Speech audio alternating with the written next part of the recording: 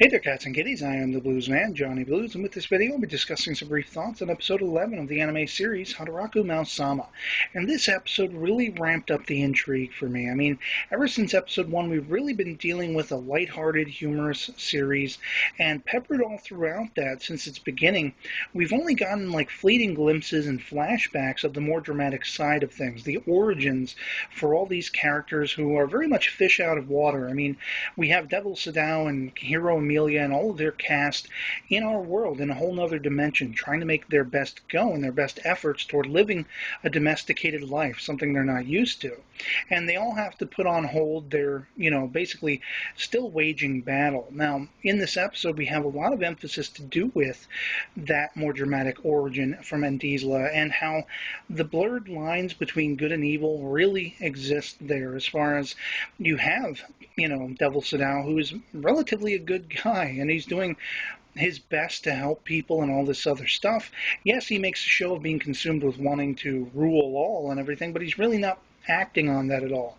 And we're seeing that the darker sides are largely to do with the church. I mean, if we go back to the revelations about Lucifer and, his working, and it was him who murdered essentially Emilia's adopted father and so forth, and it was his dirty dealings with an archbishop from the church, Orba, that led them to come over through the gate the same way Devil Sadao did and try to take down both the hero and the Devil King and all this stuff.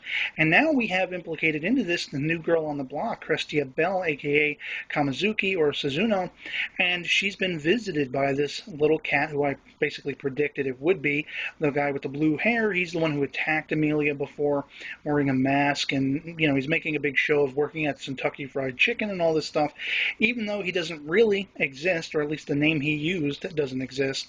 So we see him challenging Suzuno, why haven't you acted on the mission you were sent here for? And how it all pertains and relates back to this dark side of the church that is actually enacting in Endizla, this Inquisition of sorts, which, if anybody knows anything about the Inquisition that really happened on our world, well, it isn't a pretty sight, And so we have this church doing these ill-gotten deeds and just lording over people, and none of them, as Suzuno points out, and, why she was so disappointed with them, none of them are willing to take the credit. They just want the power. And of course, everyone who is conveniently missing, whether it be Orba, Amelia, and so forth, they're the ones who are going to catch the blame for it. And it's, the church is really the ones that are right all the time, that kind of thing. Really just stinky stuff, so to speak.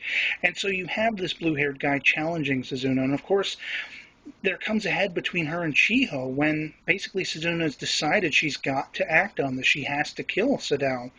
And Chiho is heartbroken, and I was really proud of her for standing up to Suzuno at that point, as well as Hiro Amelia herself. But then, of course, you have a little blue-haired guy show up, pulls out his scythe. It's able to just power-packed punch Hiro Amelia out of the way and all this stuff. The hero of Endizla is getting her ass handed to her, in a manner of speaking. And finally, it all concludes with Sadao getting a message, first from Chiho, but then it's cut off, of course, as we see, but then from Chiho's mother being worried about where she is. So thankfully, Lucifer has actually been spying on everyone and knows where Amelia is and all this stuff, and Sadao's on his way to go hopefully fix things. Meanwhile, we have Alciel, who has been tremendously sick, is now in the hospital, and this coincides very sadly or poorly, potentially, with Orba's body, which has been probably comatose, coming to. And I can only imagine this has all been in the works for a long time. This is, the evils of the church rearing its ugly head and trying to take down all of the heroes of this series. And so I'm definitely stoked to see what happens next. I'd love to hear from you guys in the comments below what you thought of this episode and all of its revelations about the whole gray area between good and evil and all of that. And yeah, that'll be it for me on this. Hope you're all doing well. I'll catch you later. Peace.